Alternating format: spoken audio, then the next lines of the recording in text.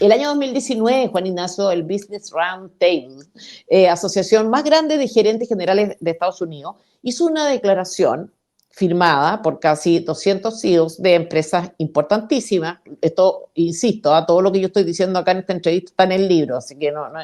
JP Morgan, Amazon, Apple, dieron a conocer su definición de la función que tenía la empresa. ¿Puedes explicar un poco como algunas de las ideas principales de esta declaración de principio? Claro, el Business Roundtable efectivamente es como, imagínate, la SOFOFA gringa en Estados Unidos. Entonces, ellos por varias décadas mantuvieron que el rol de la empresa era incrementar sus utilidades cumpliendo las reglas del juego, básicamente la definición de Milton Friedman. Y el año 2019 efectivamente cambiaron esto, que generó un poco de shock, y dijeron, mire, el verdadero rol de la empresa es tener relaciones beneficiosas con todos sus incumbentes, y fue algo un poco gris. Como, mira, esto es un capitalismo de incumbentes, de stakeholders, no de shareholders. Entonces, fue una definición un poco tibia, ¿te fijas? Y que, por supuesto, inmediatamente gatilló grandes debates que se venían formando. Y esto yo creo que es un esfuerzo a la legitimidad de la empresa. Entonces, yo lo leo... Perdona, Tere, dale. ¿Podí explicar la diferencia entre estos stakeholders Claro, y el shareholder es el accionista. Entonces, decía, mira, el capitalismo de los accionistas implica a Milton Friedman, que las empresas tienen que incrementar sus utilidades cumpliendo las reglas del juego. Y el capitalismo de los incumbentes, de los stakeholders, es que la empresa está para servir a sus clientes, a sus empleados, a la comunidad, bueno, y el accionista uno más. Entonces, armó un gran debate y, de hecho, las consecuencias legales de uno y otro son muy grandes, porque hoy día, por ejemplo, los directorios tienen que defender los intereses de los accionistas que le han confiado su capital. O sea, los fondos de pensiones, por ejemplo, eligen las empresas para incrementar los ahorros de las personas para su jubilación. Entonces, es que de repente dicen, no, ¿sabe qué? Vamos a decir, no ganar plata en este proyecto, simplemente hacerlo porque queremos que estos clientes estén más felices. O, por ejemplo, el ejemplo de Milton Friedman. La inflación es muy grande estos días y la inflación es mala para la sociedad, así que ¿sabe qué? Yo no voy a volver a subir mis precios para que contribuir a que la inflación no exista. Esa empresa, la verdad, su accionista, quizás su empleado también, porque esa empresa puede desaparecer y desaparecer con los empleos. Entonces, ¿cómo empieza a balancear los roles de los distintos incumbentes? Algo sumamente complejo, ¿no es cierto? Entonces, la mirada más agresiva de esto es que redefine completamente a quién se debe la empresa. Y algo, de nuevo, sumamente complejo a la hora de establecer las responsabilidades legales y hacia dónde va la empresa. Entonces, el entendimiento tradicional, digamos, de Milton Friedman es que al final las empresas son parte de un ecosistema empresarial. En donde en ese ecosistema... Perdona, ¿sí? Dale. Que en ese ecosistema empresarial las empresas desaparecen. Eso es un hecho. O sea, las empresas más grandes del mundo, General Electric, por ejemplo, fue la empresa más grande del mundo por varias décadas, se acaba de romper en tres y casi quiebra, ¿cierto?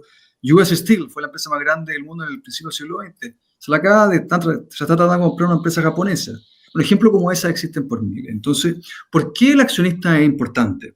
Porque la empresa, para poder pagarle al accionista, ¿no es cierto?, un dividendo, etcétera, primero, tiene que ser capaz de venderle un producto a sus clientes. O sea, los clientes tienen que elegir ese producto. Segundo, tiene que ser capaz de pagarle a sus proveedores.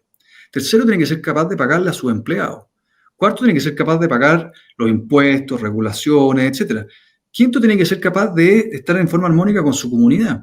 Y el último que queda, es el dueño, ¿no es cierto? Y así es como funciona en general el mundo, porque el dueño fue el que arriesgó el capital, etc. Lo más importante, el dueño es el primero en sufrir cuando las cosas no van bien. Entonces, era el primero con el incentivo de hacer que esa empresa sea la mejor empresa posible. Y en la competencia entre empresas, esta dinámica hace que las empresas que hacen muy bien su trabajo, que inventan un producto nuevo, reducen los costos para poder dar bienes y servicios a las personas a precios más bajos, cosa que puedan llegar mejor a fin de mes, esas empresas crecen. Y las empresas que no son capaces de hacer trabajo tan bien empiezan a desaparecer, si no cambian y mejoran su rumbo. Entonces, en este progreso, esa dinámica es muy importante y eso es lo que ha estructurado las sociedades con un sistema de mercado en libertad. Entonces, empezar a cambiarlo empieza a cambiar un eslabón fundamental de cómo funciona el mundo hasta hoy día y que de nuevo es un eslabón fundamental del mecanismo de progreso, donde la competencia entre empresas que se organizan para poder empujar a la sociedad a nuevos productos, mejores precios, etcétera, etcétera, etcétera. Una cosa que me llamó la atención, Juan Ignacio, es de esta declaración, es por qué o con qué objeto, ¿no es cierto?, un grupo de empresarios de gerentes de empresas harían una declaración urbe et orbe, ¿no es cierto?, acerca de la naturaleza de la empresa. Lo digo porque este tipo de ejercicios reflexivos a uno le parecen naturales, ¿no es cierto?, cuando tienen su origen, no sé, pues en académicos, en filósofos, en socioeconomistas, pero ¿ves tú, o sea, crees que esto responde a la culpa, a la necesidad como de dar explicaciones y justificarse, o hay un cambio de perfil en el hombre de negocios, por decirlo de alguna manera? Yo creo que no hay, a mí me gusta de nuevo la definición de que hay tres fuerzas, una la convicción, la segunda el interés y la última el temor. Entonces, yo lo que sí veo en esa declaración del Business Roundtable es algo que es real, que muchas veces las empresas, especialmente las grandes empresas que están listadas en bolsa, han funcionado con un nivel de cortoplacismo que es muy dañino. Estas empresas tienen que reportar sus resultados cada trimestre, está el valor de la acción, y efectivamente es parte del conflicto de interés de la gran empresa. Muchas veces los gerentes tienen incentivo a cumplir el presupuesto a fin de mes y vender las acciones que se han ganado, y eso es muy dañino, porque las empresas están para largo plazo. Entonces, el primer punto es que cuando uno entra a esa declaración, ellos dicen, oye, lo fundamental de esta declaración es que tienen que haber relaciones mutuamente beneficiosas con todos los incumbentes. Yo me pregunto, ¿qué empresa sobrevive si no tiene relaciones beneficiosas con sus clientes? Porque el cliente que no está feliz se va. Con sus empleados, el empleado que lo maltratan se va. Con sus proveedores, lo mismo, con sus comunidades. Entonces, es algo de perogrullo, pero que ataca por convicción el cortoplacismo, que es algo que sí hay que atacar, porque la empresa está para largo plazo, la sociedad está para largo plazo. El segundo, quizá algo de interés. Efectivamente, las empresas, las grandes empresas, también tenían un punto con su legitimidad en Estados Unidos, y cuando tú ves esa declaración también habla de los norteamericanos. Entonces, algo bastante nacionalista. Entonces, posicionar a las grandes empresas norteamericanas como uno más en este espíritu norteamericano, que hoy día, ¿no es cierto?, era el año 2019, pero hoy día con Trump es brutalmente fuerte. Make America great again. No es make the world, no hagamos el mundo grande nuevamente, sino que de América. Entonces, hay algo de nacionalismo. Y por último, temor, porque efectivamente a muchos gerentes, imagínate que hay gerentes que dicen, no, yo no voy a firmar esto. Oye, usted no firmó esto, entonces usted no cree en las relaciones beneficiosas entre la empresa y sus incumbentes. Como te cancelan el día siguiente. Entonces, hay una mezcla de factores, pero para mí lo importante que hay que llevarse es que ataca el cortoplacismo, que sin duda es algo muy dañino y que muchas empresas caen en ello, grandes empresas caen en ello, porque de nuevo la empresa y su verdadera sostenibilidad está siempre en el largo plazo. Claro, yo a lo que voy es que si la definición es mala, ¿no es cierto? Si la declaración de principio, toda la forma en que se entiende conceptualmente que eso debe ser una empresa es incorrecta, esto tiene efectos. O sea, la idea importan al final, es en el fondo. Así es. La idea se materializan, no son palabras de buena voluntad simplemente. Eso es el problema. Y ahí pasó justamente que Larry Fink, que es el gerente y presidente de BlackRock, que es la principal administradora de fondos del mundo, ¿no es cierto? Y un actor detrás de este cambio en el Business Roundtable. De hecho, escribió cartas bastante agresivas, con esta mirada al año 2019, 2020, pero tuvo que salir a explicarse, y no es decirse, pero clarificando mucho de esto. Diciendo, no, oiga, no se equivoque, nosotros sí creemos en el capitalismo, en que el accionista es fundamental a la hora de las decisiones, pero que también tenemos que respetar a los otros incumbentes. Y yo respondo, digo, pero grullo, por supuesto. O sea, ninguna empresa que maltrata a su comunidad, a sus empleados, a sus clientes, sobrevive. Eso es algo de, pero que justamente llegó el minuto en esa circunstancia de hacerlo explícito, que para mí, de nuevo, cuando uno habla del largo plazo, de Milton Friedman cumpliendo las normas, las leyes, eso está siempre incluido. Entonces, va de nuevo a esto de cero parecer el superhéroe, que es peligroso, porque a veces uno pone definiciones que se pueden prestar a confusiones, que es justamente la tesis del libro, que el mundo de la empresa cayó en una gran confusión que hay que aclarar, hay que debatir, hay que explicar. Si no, podemos rápidamente irnos en una dirección incorrecta. Acá lo que tú dices, decías al comienzo, ¿no? Esto de yo también quiero ser un buen ciudadano, también, además, digamos, como un extra. Hay tres consideraciones que encuentro importantes de esto. O sea, la primera es que da la sensación de que una propuesta sería moral, ¿no es cierto? La que tiene conciencia, la que asume estos compromisos de otro tipo, ajenos a los intereses del accionista, y la otra no. La segunda es que esta propuesta supone algo así como un fracaso cultural del capitalismo. No, fáctico, digamos, sino que cultural, que independiente de toda la evidencia disponible que existe, se percibe, ¿no es cierto?, o se está percibiendo, bueno, hoy día va un poco en retroceso esto, pero se está percibiendo como insuficiente. Y por último, la pretensión de que la empresa y no las personas son las que tienen conciencia, que eso es algo de lo que hablas tú en tu libro y Milton Friedman, en el fondo. Entonces, pero mira, sí. vamos primero por esto de esta distinción moral, ¿no? La Unos son distinción buenos. moral, tal cual. Unos son buenos, otros son malas, etcétera, etcétera. Y eso empezó, de hecho, en Europa se armó una taxonomía de la actividad empresarial. ¿Qué es la taxonomía de la actividad empresarial? Que la Unión Europea, en Bruselas, empezó a decir, mire, yo les voy a decir a todos ustedes lo que son las actividades buenas y malas. Y cuando empezaron a hacerlo, a los pocos meses tuvo que empezar a cambiarlo. Porque de hecho tuvieron que reclasificar la energía nuclear y la energía gas como energías buenas, o verde o limpia, porque era inviable pensar la materia energética europea sin el gas antes de la invasión a Ucrania.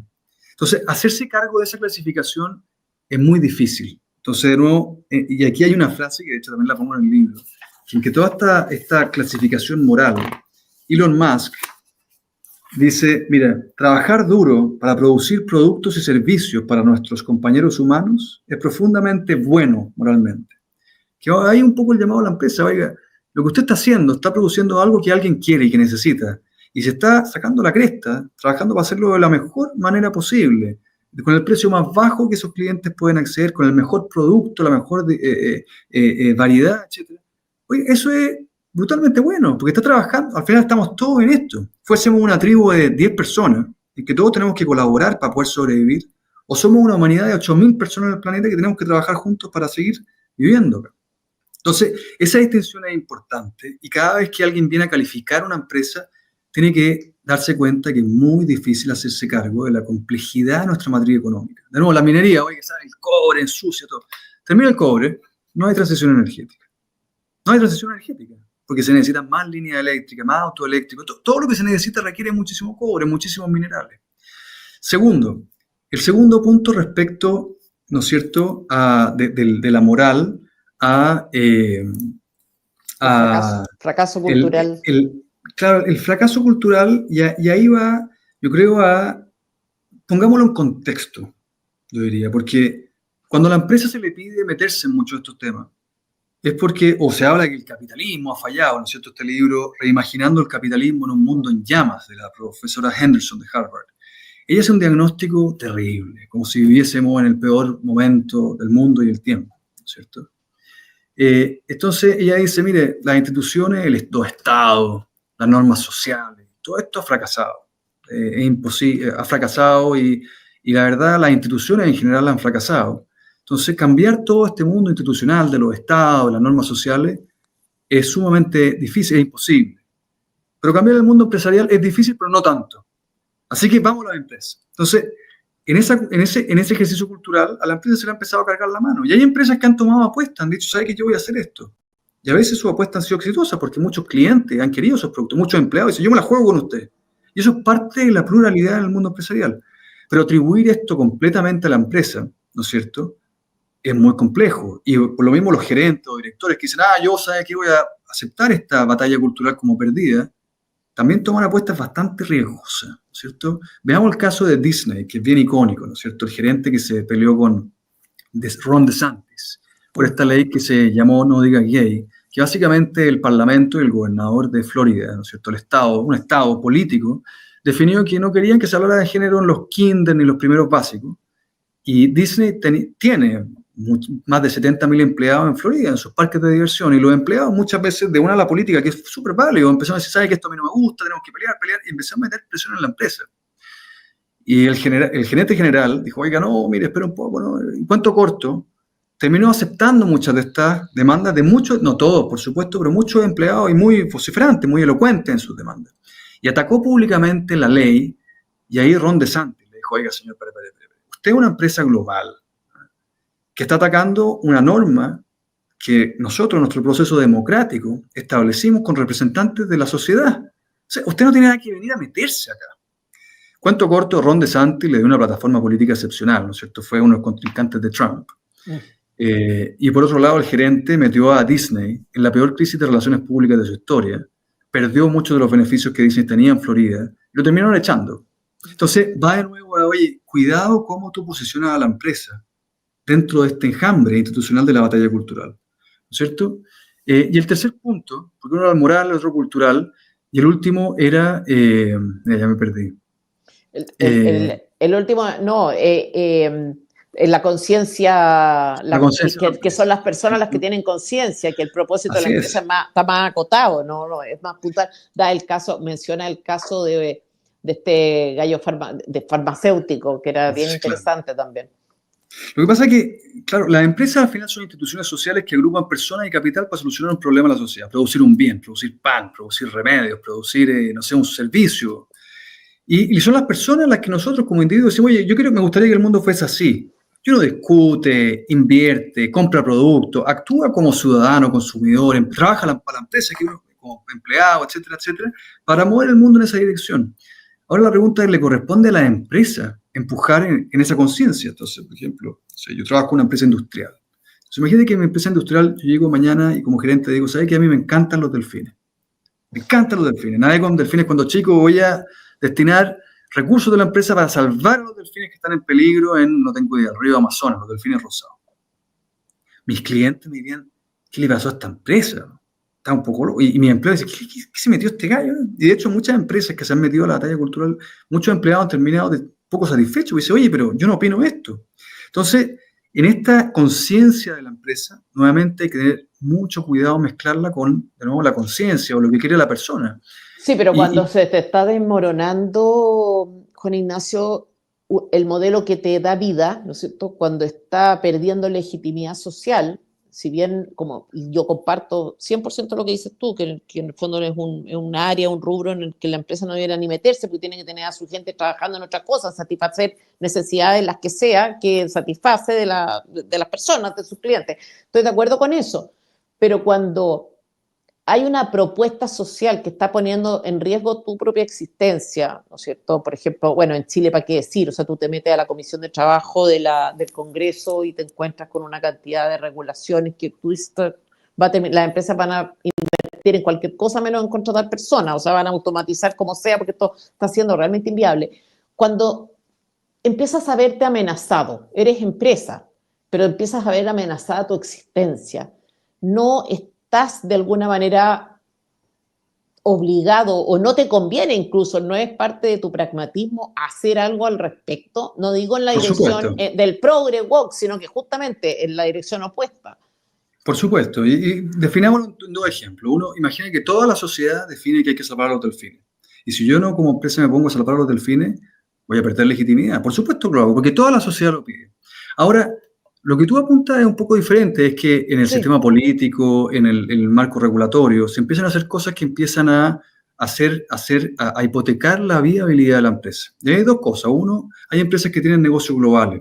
Entonces esa empresa dice, oiga, si usted me carga la mano con esto, yo quizás voy a desaparecer y con ello van a desaparecer mis empleados, van a desaparecer los clientes que yo tengo, porque van a empezar a comprar cosas que vienen de China o quién sabe de dónde.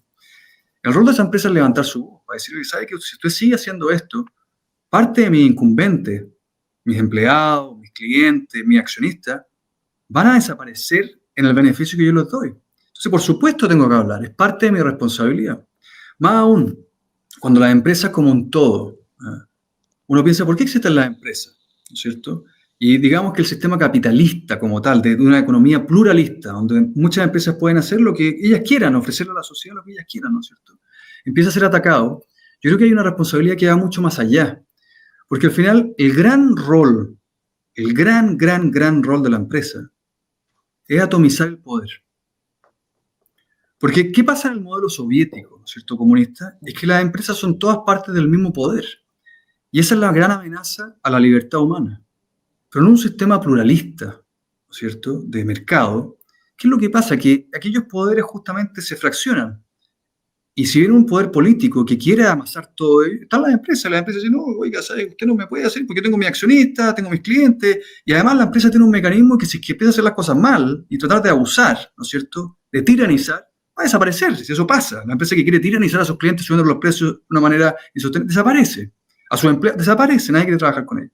Entonces, ese rol como un actor más en una sociedad pluralista, con el poder atomizado, es uno de los roles que garantiza la libertad humana, que es la mayor aspiración una de las mayores aspiraciones que tenemos como seres humanos y que hay que proteger. Entonces, cuando el sistema capitalista como tal está siendo amenazado, sin duda que las empresas, y cada una y todas ellas, tienen que luchar por ello, porque parte de lo que están haciendo es defender a todos sus incumbentes, que son las personas con las que trabajan, para las que trabajan, ¿no es cierto? Claro, pero En garantizar su vida.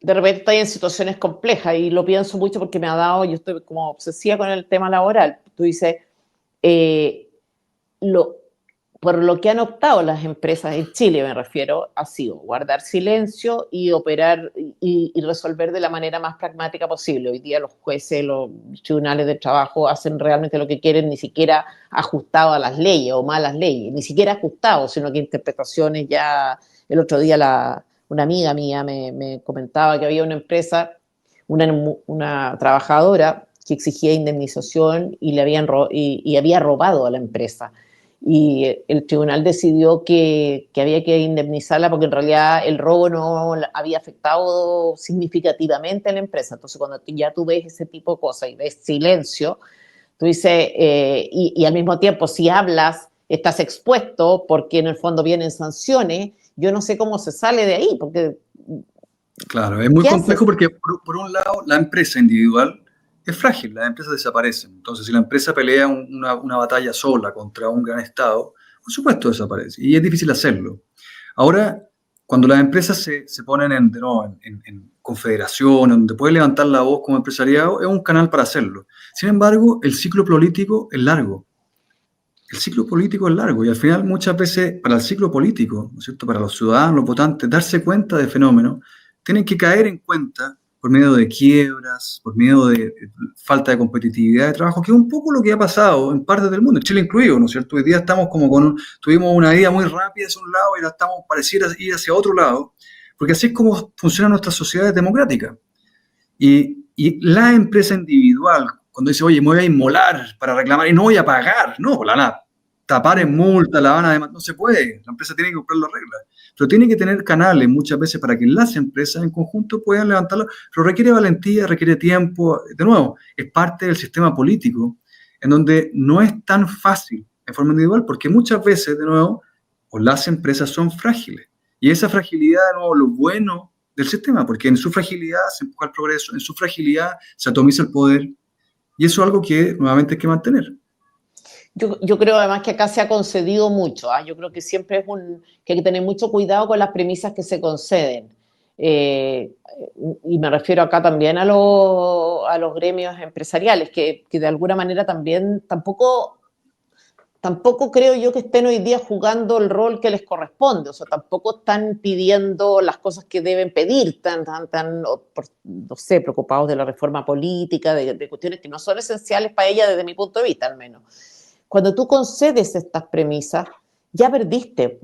O sea, cuando cediste al principio, de ahí como que se te abre la caja Pandora, un poco lo que decías tú no sé, el fallo contra Chelo, el fallo de este peruano que quería. O sea, si tú cedes así, después se te arranca se te desborda la cuestión. Y yo creo que no se está haciendo eso. O sea, no se está discutiendo la premisa de fondo. Por ejemplo, vuelvo al tema laboral, o sea, la premisa de fondo, respecto a la empresa, primero, la premisa de fondo es suficientemente bueno lo que hacen.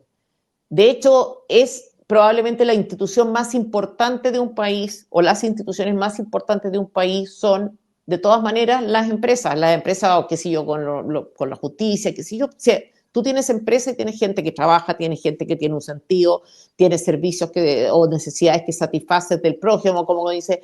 Eh, y eso no se está defendiendo, eso no se está diciendo, digamos, hay una especie de acuerdo tácito o de silencio cobarde respecto de este tipo de temas. No hay nadie que esté con el discurso, con este discurso. Ni siquiera hoy día estamos, ¿no es cierto?, cercano a una campaña presidencial. Tampoco está en la palestra. Hay un discurso por parte de la derecha en favor de la seguridad, qué sé yo, contra el descontrol en materia migratoria, pero no hay un discurso fuerte empresarial, que es lo que a mí me gustaría que hubiera. No sé.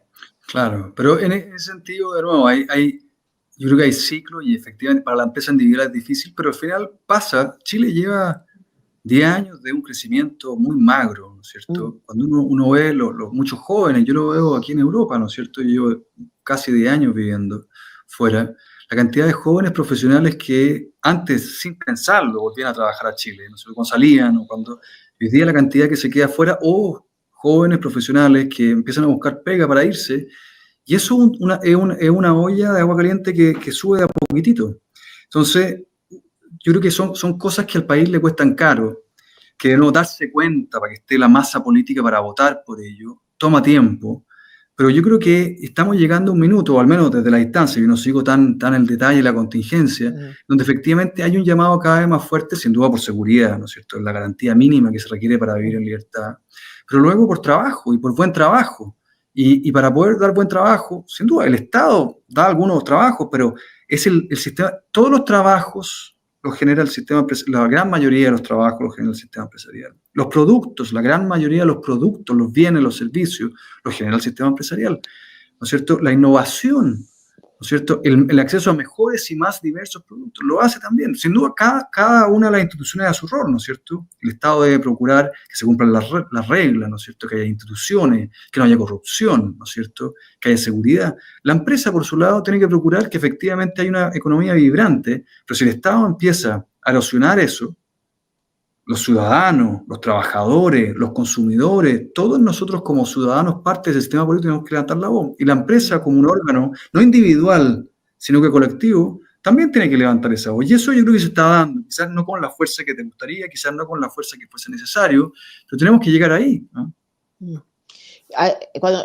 A ver, claro, y a propósito de este tema de la moralidad del capitalismo, la moralidad de la actividad empresarial en sí misma, obviamente con malas prácticas a veces, lógico, digamos, como en todos los gremios. De hecho, muchas veces se habla del empresario, ¿no es cierto?, como una especie de delincuente, y a mí me gustaría que alguien, no sé si se ha hecho, pero no conozco, me gustaría que alguien hiciera un estudio de cuánta corrupción hay en cada uno de los sectores sociales, ¿no? O sea, cuánta corrupción hay entre los empresarios, cuál es el porcentaje, cuánta corrupción hay entre los periodistas, entre los médicos, en fin, para ver si siquiera está... No, Bueno, sin duda, por supuesto, por porque uno supuesto. dice, ¿por qué tenemos que asumir que ahí está como se concentra a la maldad humana entre los gremios de profesores, los sindicatos, en fin, sería interesante eso. Sin duda. Yo creo que el problema empieza cuando tú la idea de intercambio libre, ¿no es cierto?, que es propia del capitalismo, introduces en la idea de intercambio a una gente que en realidad, cuyo intercambio está siendo bien poco claro, ¿no es cierto? Está claro que el cliente es parte del empleado, es parte del proveedor, es parte de este sistema, pero ya cuando hablamos de la comunidad, a mí ya ahí me empiezo a poner nerviosa, digamos, de qué estamos hablando. A ver, ¿qué es lo que está dando la comunidad? Ya, si tú estás produciendo algo y estás contaminando el entorno y la comunidad es el vecino y tienes que hacer algo para resolverlo, ya, está claro, tú estás ahí haciendo una labor reparatoria. Pero a mí ya la palabra comunidad o la inclusión del concepto comunidad en este listado, digamos, de personas, a mí me preocupa. Sí, pero generalmente todas esas entelequias son complejas. De hecho, en la misma legitimidad de la empresa, cuando las encuestas preguntan, ¿qué piensa la empresa? No, la empresa. No sé. ¿Pero qué le parece a su empresa, donde usted trabaja? Buenísimo. ¿Qué le parece a la empresa que a lo que usted le compra, no tengo idea, cierto producto? Ah, no, pero súper bueno. Entonces, la persona ve esa cercanía con aquellas empresas que efectivamente le proveen un servicio, ¿no es cierto? Porque si mañana no tengo idea, que de LATAM, la línea aérea, por ponerlo ahí, desaparece, chuta, va a pasar no sé cuánto tiempo que venga otra aerolínea a reemplazar todos los viajes que se hacen en Chile, o Sky, etcétera. Entonces la gente ve eso, pero también la empresa empieza a competir por esos clientes, decirle, mira, si le cancelo el avión lo voy a compensar, si no le llega su equipaje voy a hacer todo lo posible para que le llegue a la hora. Entonces es parte del desarrollo de esa empresa, pero aquí de nuevo va la legitimidad de la empresa versus las empresas, porque nuevamente esas entelequias muchas veces conceptualizan frustraciones en la sociedad, discursos generales en la sociedad. Pero de nuevo, en Chile y en muchos otros países, cuando uno es preciso sobre lo que pregunta, esta empresa que usted conoce, las respuestas son excepcionales. Y es ahí donde la empresa batalla. Es ahí donde la empresa tiene que levantar la voz. ¿Sabe qué? Si usted me va a poner estas regulaciones, etcétera, etcétera, mañana los pasajes de avión van a subir 15% porque no tengo idea, no puedo manejar la flota de pilotos de la manera adecuada. No sé. Y eso ponerlo afuera, en el debate público, muchas veces es importante. Y pasó. ¿Qué pasó? En Estados Unidos, el gran mercado, el gran país, cuando vino, de hecho, la gran desregulación que vino en Estados Unidos, este debate que vemos hoy día de la regulación, la permisología, etcétera, ya se dio, es súper interesante, se dio en los 60 y 70, lo mismo con el rol de la empresa. Y no fue un presidente republicano, sino que fue un presidente demócrata, ¿cierto? El que comenzó justo antes de Reagan, ¿no es cierto?, a hacer la gran desregulación del mercado, y que partió con la aerolínea, los camiones, todo lo que fue el mercado del transporte, y que vino de nuevo a un gran auge luego en el desarrollo, etcétera, etcétera. La gente lo pedía, ¿no es cierto?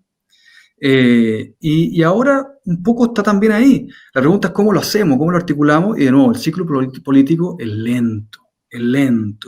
Pero ahí de nuevo viene el rol de los liderazgos. ¿Cuál va a ser el líder que va a capitalizar eso? Y que no solamente va a capitalizarlo, pero va a get it done, o sea, lo va a hacer, va a ejecutar lo que se necesita por el beneficio del país. Y eso es difícil.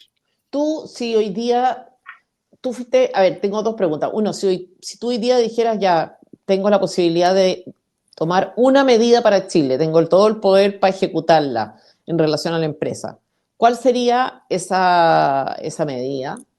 Y la segunda tiene que ver con el gobierno de Sebastián Piñera. El otro día le hice una entrevista a Jorge Quiró, que me dio una explicación que consideré súper interesante respecto al gobierno de Piñera. Decía que en su primer gobierno había tenido mucho éxito y había grandes expectativas respecto de su desempeño, no solo en términos de gestión, sino también de ciertas reformas estructurales, de regulaciones, baja impuestos, en fin.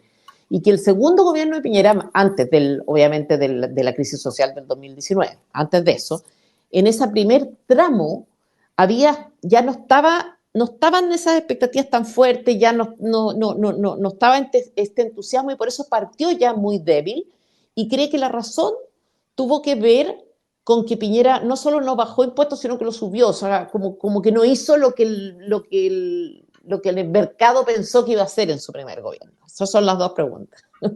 Mira, la primera, si tuviese todo el poder, lo entregaría de vuelta, porque por definición y por creencia fundamental no creo en la tiranía. Entonces, no, todo el poder va a ser una cosa. Pero igual, no es todo el poder. Y no estoy ni seguro que si yo tuviese todo el poder para hacer una cosa estaría en lo correcto. Yo creo que aceptar ese principio como sociedad es fundamental, porque no, incluso si tuviese todo el poder para hacer una cosa, y oye, pero ¿qué hacemos? Y yo creo que eso es lo bonito de la sociedad pluralista y libre, ¿no es cierto?, y democrática, que es que al final las decisiones las toman, y esta es un poco también la tesis del libro, que el verdadero rol de la empresa, y la segunda pregunta del libro, ¿y quién decide a su respecto? Somos nosotros las personas como consumidores, empleados, ciudadanos, inversionistas, porque en la medida que seamos conscientes de ello y tomemos las decisiones de forma consistente, vamos a mover al sistema hacia la dirección que queremos. Sí, pero una medida, una política pública. Si pudiese influir, porque ese punto es importante, pero si pudiese influir para que logremos hacer una cosa. En Chile, para el sistema empresarial, chuta.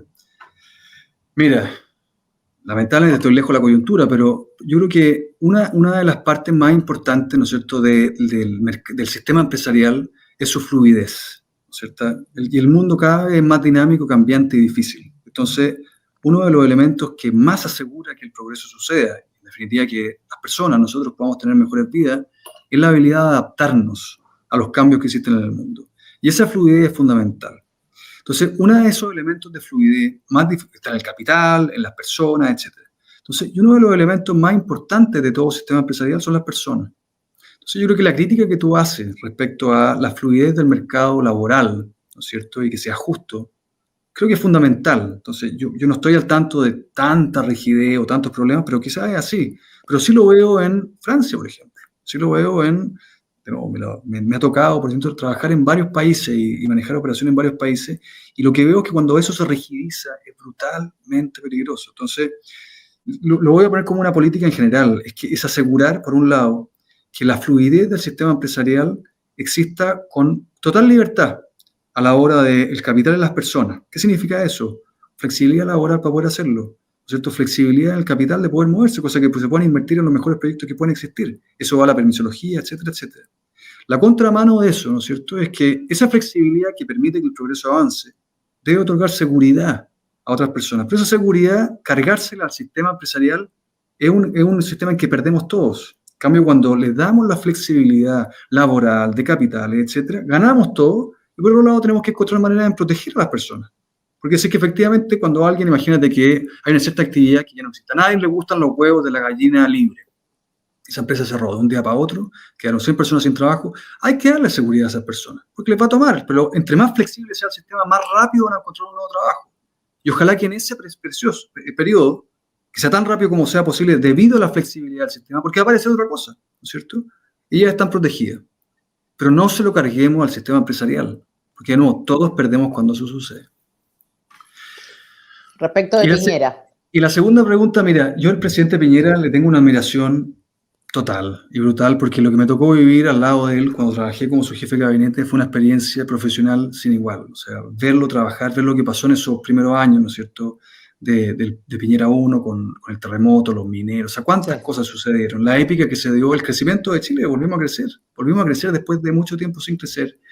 Fue genial. Entonces, yo de hecho ya estaba fuera de Chile cuando vino el segundo ciclo del presidente Piñera, y yo creo que, yo me acuerdo de haber estado con él en el entretiempo, ¿no es cierto?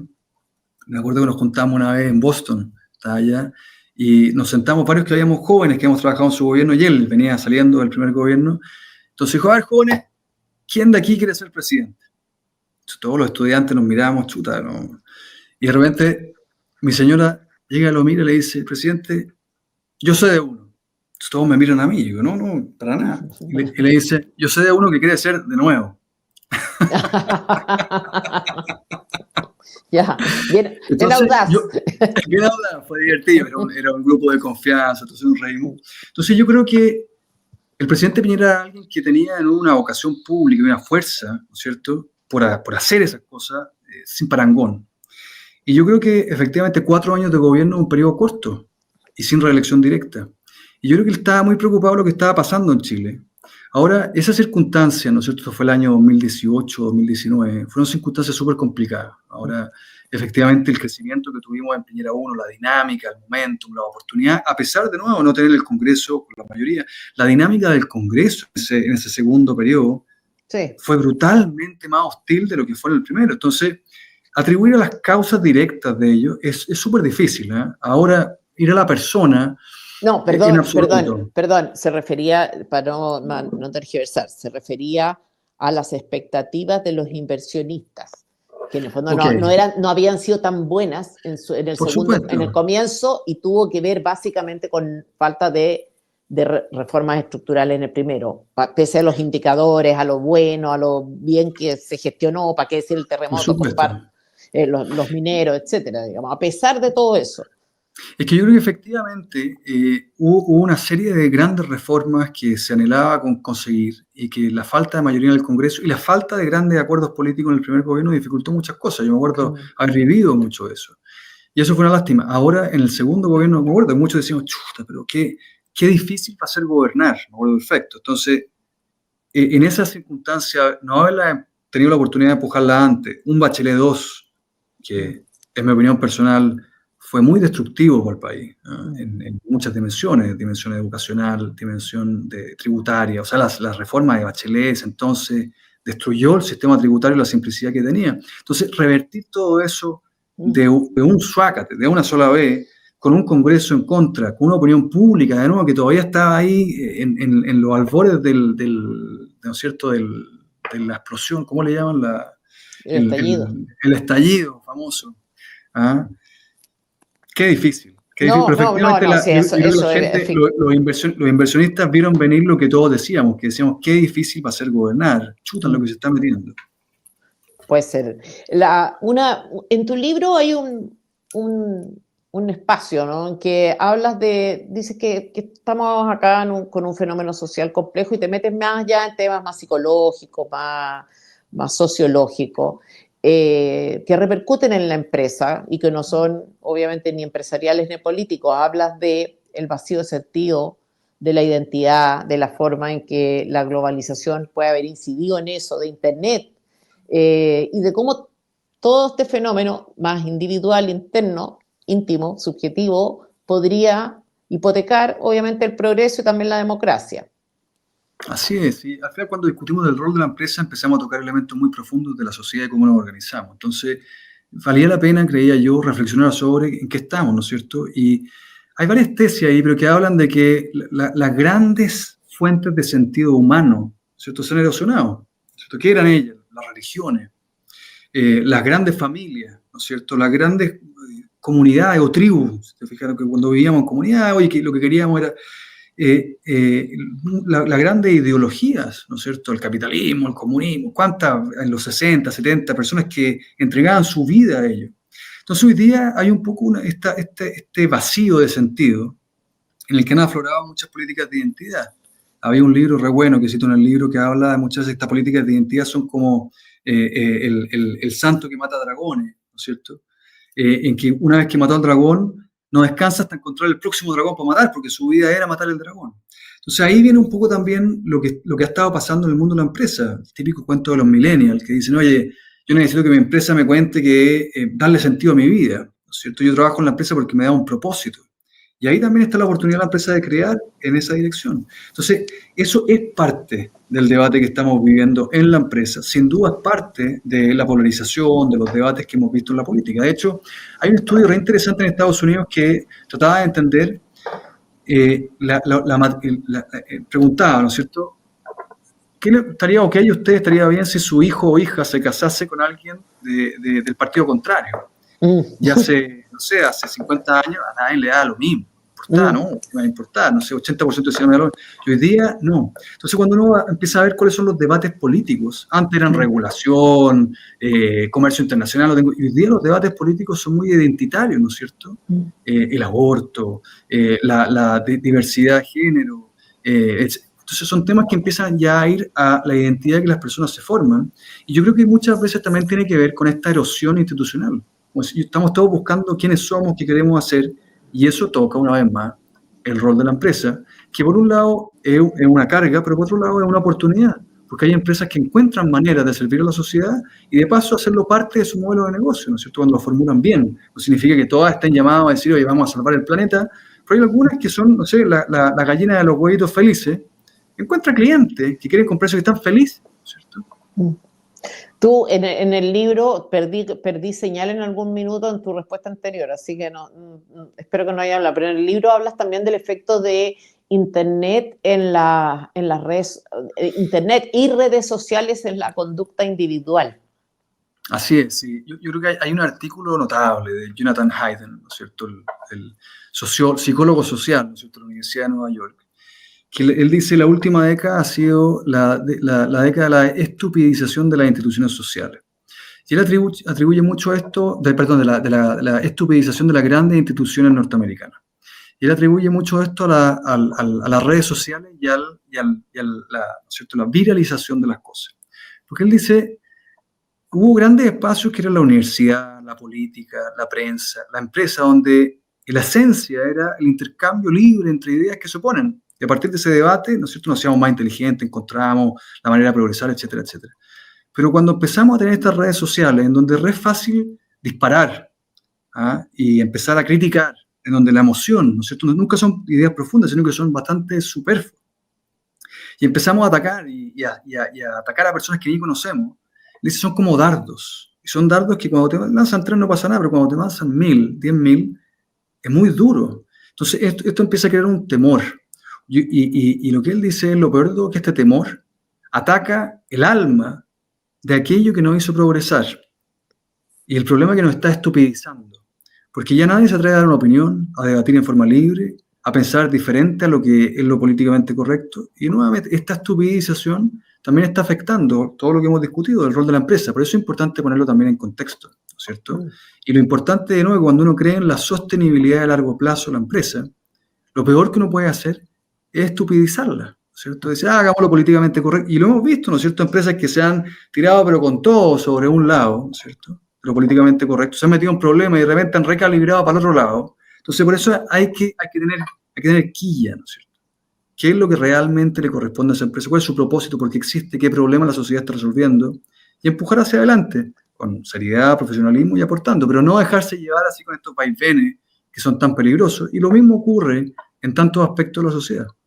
Eso que dices tú, que en el fondo, no sé, por el método científico, ¿no es cierto?, con su método, con su sistema de prueba, ensayo y error, la universidad con la confrontación y examen permanente, en el fondo, de opiniones, de la verdad, qué sé yo. ¿Qué otro ejemplo? Tú pones varios, ¿no? En el fondo la lógica es estar siempre confrontando, estar siempre dudando, estar abierto a la novedad, en el buen sentido de la palabra. Esto se acaba con las redes sociales, pues el terreno de la turba, el terreno de la certeza, el terreno del dogma. De la emoción, del De la dogma, emoción. que es muy dañino, y efectivamente hay que ser valiente.